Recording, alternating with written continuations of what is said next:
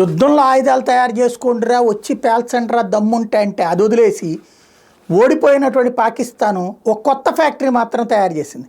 తప్పుడు వార్తల, తప్పుడు వీడియోల, తప్పుడు సమాచారాల ఓ ప్రపంచాన్ని. దానికి అటు చైనా, ఇటు టర్కీ, అటు అల్జజీరా లాంటివి సహకరిస్తుంటాయి. ఇవన్నీ తొందరగా బయటపడిపోతున్నాయి.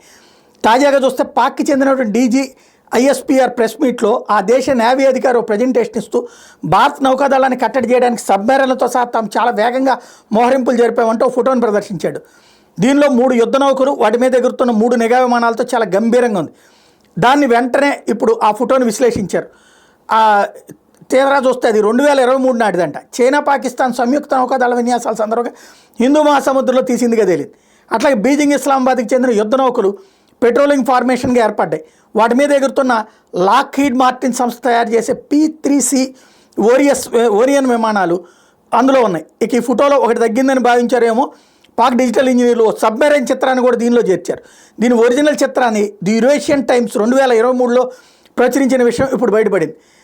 చైనా పాకిస్తాన్ సంయుక్త నౌకాదళ విన్యాసాల సందర్భంగా హిందూ మహాసముద్రంలో తీసిందిగా తేలింది. ఇక బీజింగ్ ఇస్లామాబాద్కి చెందిన యుద్ధ నౌకలు పెట్రోలింగ్ ఫార్మేషన్గా ఏర్పడినాయి. వాటి మీద ఎగురుతున్నటువంటి అన్నీ కూడా ఇదే అన్నటువంటి విషయం తేలింది.